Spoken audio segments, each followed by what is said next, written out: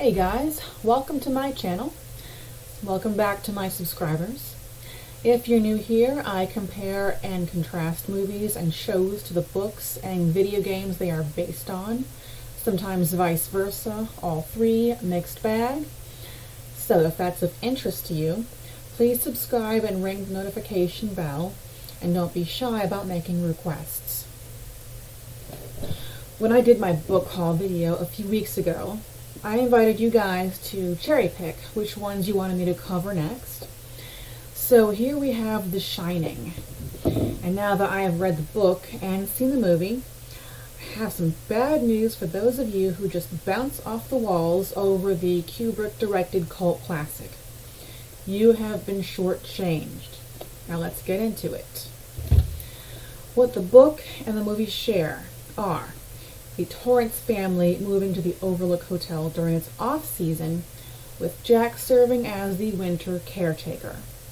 The hotel is haunted, and the forces of evil governing that hotel creep into Jack's already volatile psyche and twist him into murderous insanity.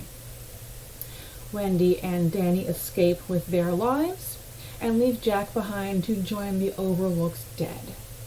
That's the entirety of the movie, and just a skeleton of the book. Here we go. First, there's some backstory explaining why Jack, a writer and college English teacher, is taking a job as a hotel caretaker. Yes, both the book and the movie cover Jack's history of alcoholism and anger issues, having broken Danny's arm in a fit of anger over some scattered documents, but he also beat the crap out of a student he caught trying to slash his tires because Jack failed him after catching him cheating on an exam. And of course there went his teaching career. Between those three things, the fits of anger, drinking, and penchant for violence, his marriage to Wendy was already hanging by a thread. Which brings us to the next detail. Danny's gift of clairvoyance, nicknamed The Shining, between him and Halloran. It manifests itself in visions and words just popping into his mind. Not so much as just an imaginary friend named Tony who sometimes takes the wheel when things get too intense for 5-year-old Danny. For instance, when Jack got fired for roughing up that student and was out of control with his drinking, and when he was just about done with him, the word divorce would kind of manifest into Danny's mind's eye. And that explains why the word murder spelled backwards, the red rum he kept referencing while his alter ego was in control. It was like a coping mechanism for something he was too young to process. Now moving on. When the Torrance family got to the Overlook, Jack's turn from humbled to bad to insane was a much more slower burn in the book as opposed to the movie. It started with kind of an antagonistic relationship between Jack and Stuart Ullman, his boss, who threatens him into silence when during some downtime before all the snow, Jack goes to the library and studied the history of the Overlook, and learns of its bloody history, having changed hands several times between members of mafia crime families during the Roaring '20s, and there being several gunfights and suicides. Jack wanted to write a book about it. It would have been a bestseller, but that idea was shut down immediately. There's also a growing list of nuisances that come with the territory of being a hotel caretaker, but for that time of year seem very out of place. Particularly, Danny stumbling upon a hornet's nest and getting stung all over, needing medical attention. Another important difference about the Overlook from book to movie is the topiaries. The movie gives us a hedge maze. It's very easy to get lost in. The book gives us topiary animals that come to life and attack. Now, let's get to room 217 in the book, which is the infamous room 237 in the movie. The ghost, seen first as a lust-filled hallucination turned nightmare by Jack, is only seen by Danny in the book, and not as a hot babe finishing her bath, and then turning into a laughing, rotting corpse. In the book, Danny had been sneaking around with the master key, despite being told not to. He heard something in room 217 and snuck in. He saw a dead woman in the bath suddenly reanimate and try to strangle him.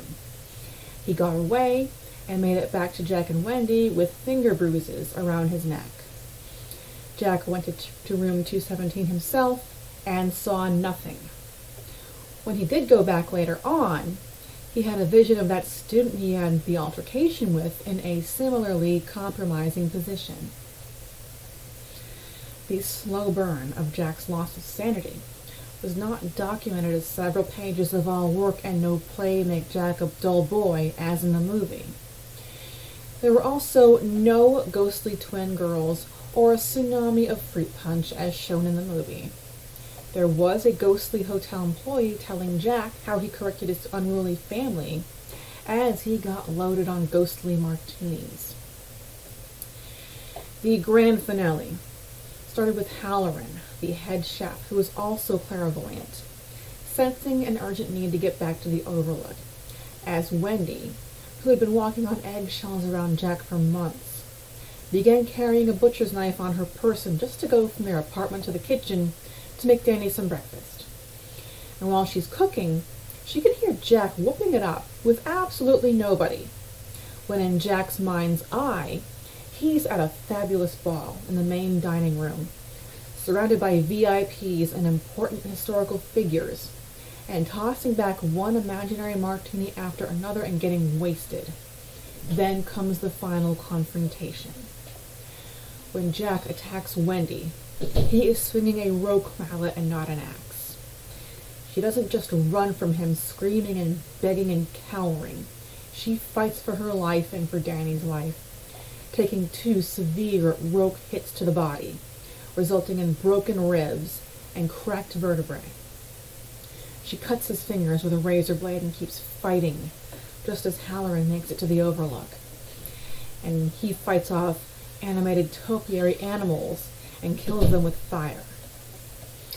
Just as Jack finds Danny, and at the height of insanity, he returns to himself just in the nick of time, just as Danny gets a vision of the boiler, which hasn't been bled in the last few days as necessary and is about to explode from the pressure. Jack returns to himself and scrambles to the boiler, just as Wendy and Danny escape with Halloran, but he is too late. As Halloran, Wendy, and Danny get away on the snowcat, they are shocked by the explosion as the pressurized boiler goes off like 4th of July fireworks and takes Jack with it. The book then cuts to an epilogue a few months later with Wendy in recovery, wearing a back brace while her back and ribs heal, and her and Danny now having a bond with Halloran for life. And that is it for The Shining. Thank you so much for watching. Please leave me a comment and smash the like button, and I'll see you back next week for Mary Shelley's Frankenstein.